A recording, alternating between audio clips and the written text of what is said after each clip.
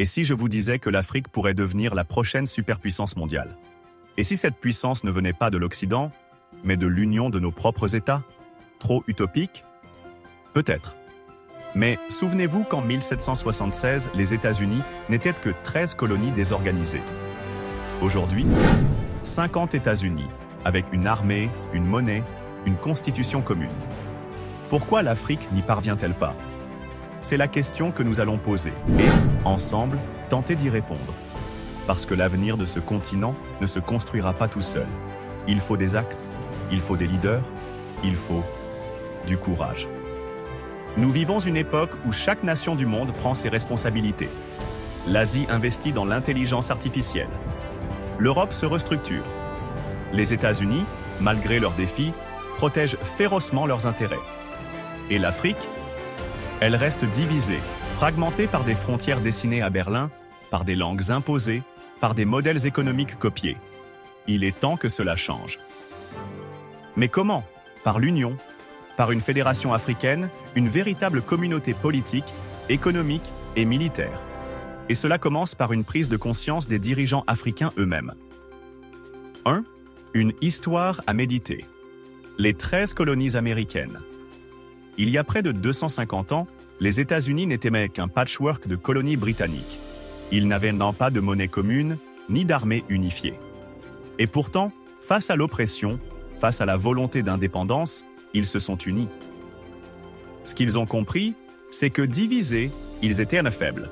Ensemble, ils pouvaient tout construire. Une constitution, une armée, une économie et surtout, une identité. Aujourd'hui, si les États-Unis sont ce qu'ils sont, c'est parce qu'ils ont compris que l'union est une nécessité, pas une option. 2.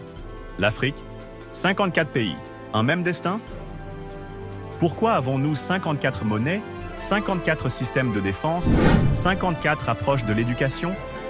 Nos ennemis sont les mêmes: pauvreté, corruption, dépendance économique, absence d'industrie.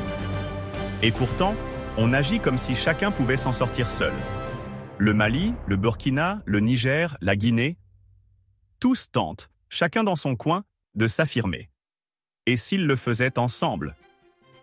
L'AES et ses dirigeants charismatiques, intègres et visionnaires, comme Ibrahim Traoré du Burkina Faso, Assimi Goïta du Mali et Abdourahmane Tchiani du Niger, pourraient représenter le commencement d'une véritable fédération africaine. 3. Le rôle central des dirigeants. Aucun changement durable ne peut se faire sans un leadership visionnaire. Ce n'est pas la jeunesse seule qui fera cette fédération.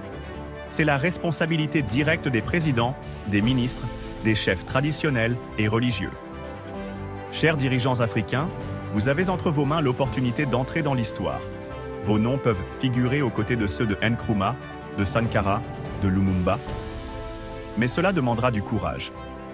Beaucoup de courage. 4. Un avenir qu'on peut construire. Imaginez une monnaie africaine commune, une armée continentale, des universités de recherche partagées, des routes qui relient Lagos à Dakar, puis à Kinshasa. C'est faisable, c'est même urgent. Actuellement, il est plus facile de voyager de Cotonou à Paris que de Cotonou à Bamako. Même les oiseaux africains se perdent dans nos frontières. Le monde ne nous attendra pas.